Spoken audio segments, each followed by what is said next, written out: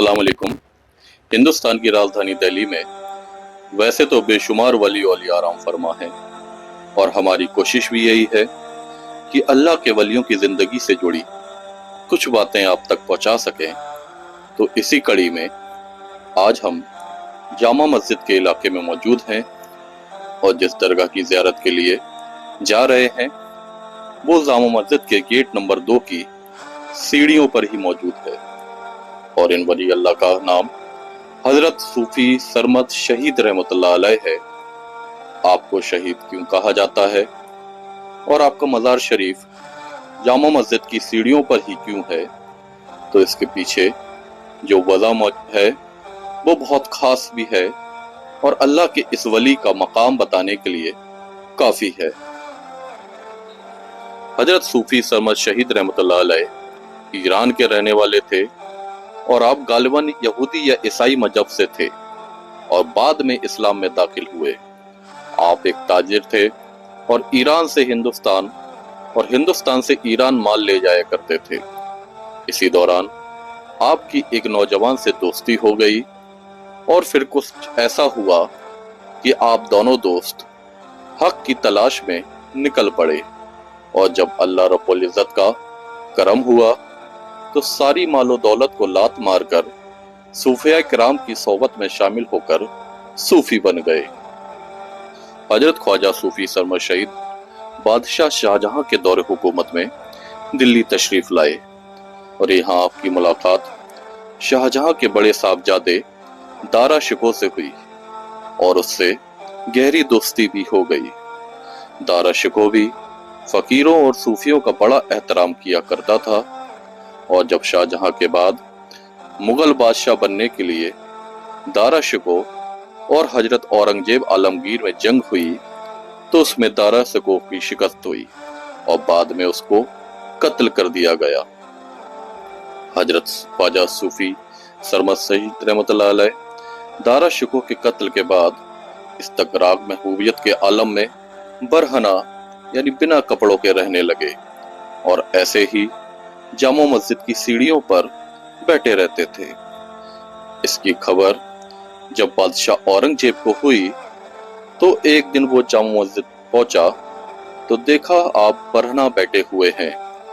आपने हजरत सूफी सरमद से कहा कि ऐसे बरहना बैठकर क्यों नमाजियों का वजू खराब करते हो, कम से कम एक कंबल या चादर ही ले लिया करो। हजरत सरमद शहीद ने कहा कि ये रखा है कंबल, तुम ही उठाकर डाल दो।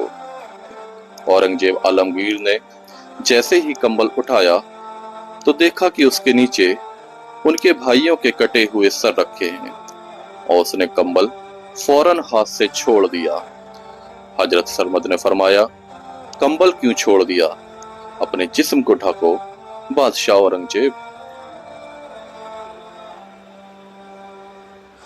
हजरत सूफी सरमद शहीद हमेशा आधा कलमा ला इलाहा पढ़ा करते थे और इस बात की खबर जब बादशाह औरंगजेब आलमगीर को हुई तो आपको दरबार में बुलाने का हुक्म दिया।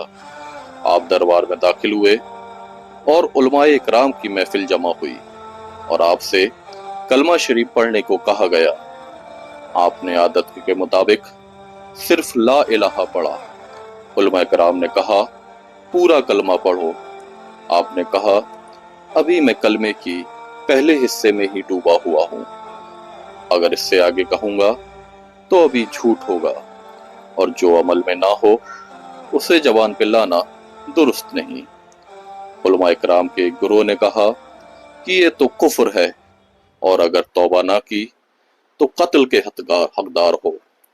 उलमा के गुरु ने आप पर कुफ्र का फतवा जारी कर दिया और फतवे के मुताबिक 1070 हिजरी मुताबिक 1659 ईस्वी में जामा मस्जिद के सामने आपके सर को कलम कर दिया गया और आप शहीद हो गए।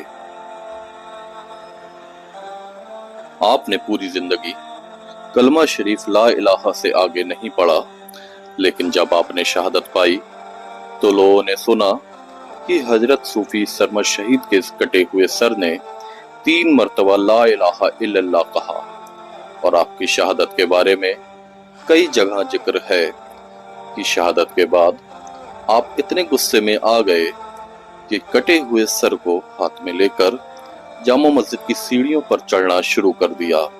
लेकिन जब आपके पीरो मुर्शिद हजरत शेख कासिम सत्तारी रहमतुल्लाह अलैह उर्फ हरे भरे शाह ने आपको ठहरने का हुक्म दिया और आपका सर वहीं रुककर ठंडा पड़ गया और उसी जगह जामा मस्जिद की सीढ़ियों पर ही आपको दफन किया गया। आपके खुलफाए किराम में सिर्फ एक ही खलीफा का नाम मिलता है जिनका नाम हजरत शाह मोहम्मद रहमतुल्लाह अलैह है।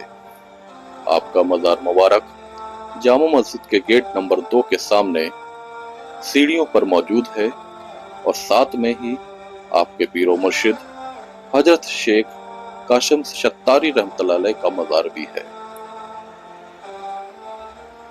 और ये लाल रंग की रोशनी में जो मजार शरीफ है वो हजरत सूफी सरमद शहीद रहमतुल्लाह अलैह का है और जो हरे रंग की रोशनी में मजार शरीफ नजर आ रहा है वो उनके पीरो मुर्शिद हजरत शेख अबुल कासिम सत्तारी रहमतुल्लाह अलैह उर्फ हरे भरे शाह रहमतुल्लाह अलैह का है।